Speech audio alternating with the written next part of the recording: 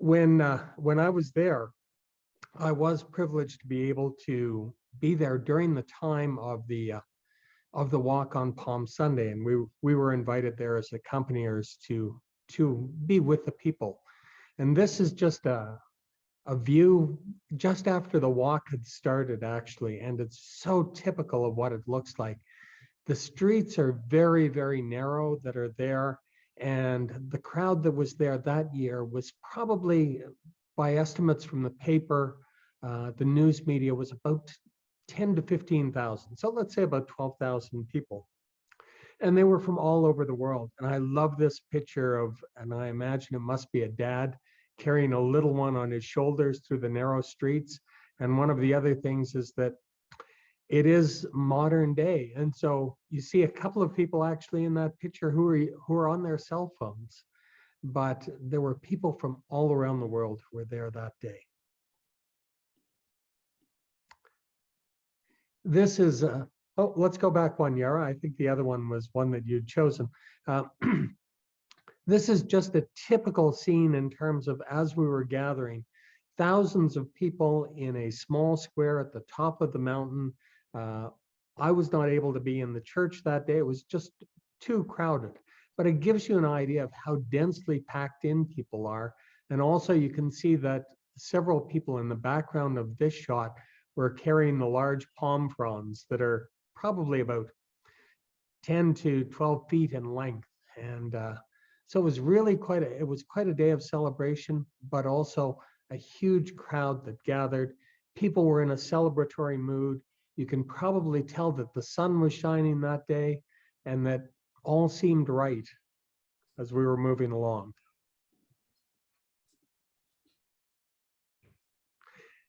I love this picture of this little girl along the streets as we were going along. She was standing there, and she's probably a Muslim girl. Sunday is not a day of, it's not the weekend in Palestine. Friday and Saturday are. And so this little girl was out there, as were so many people of Muslim faith who were there to watch, to take part, to celebrate with each other.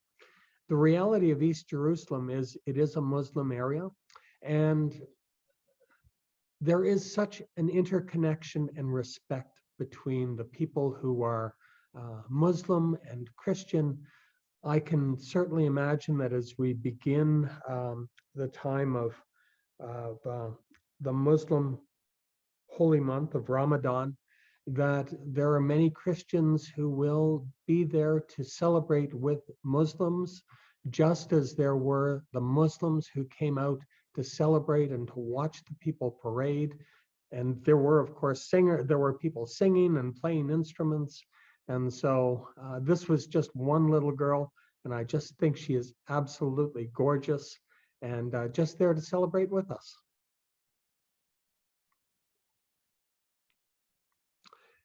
This gives you an idea, and Salim actually had some pictures similar to this, of looking down from the Mount of Olives. You can see that the streets wind back and forth, and there were often times where we would be seeing the crowd down below us or back up above us.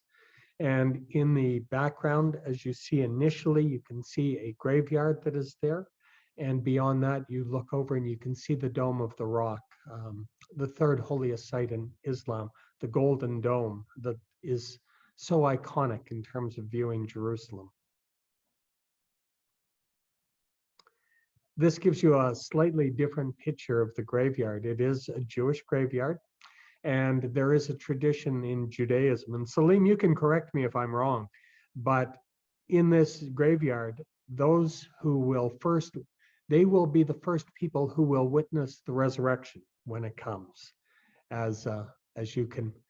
And the other thing is that you'll notice on some of the tombs, you can see some rocks that are sitting on top of them.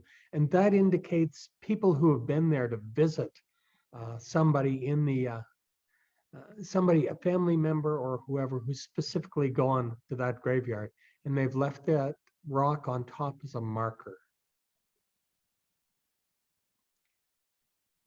And this is a final picture of again, moving down the Mount of Olives towards the Kidron Valley, looking across to the Dome of the Rock. And one of the things that it was clearer in one of Salim's pictures, that if you look to the left of the Dome of the Rock, you can actually see a fairly large building. That's the Al-Aqsa Mosque. Part of the reality that really surprised me in Jerusalem was how close things are.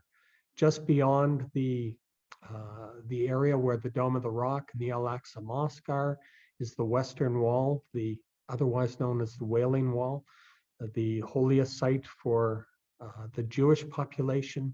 And merely a few hundred yards beyond that is the Church of the Holy Sepulchre, where the tradition tells us that Jesus was crucified and died.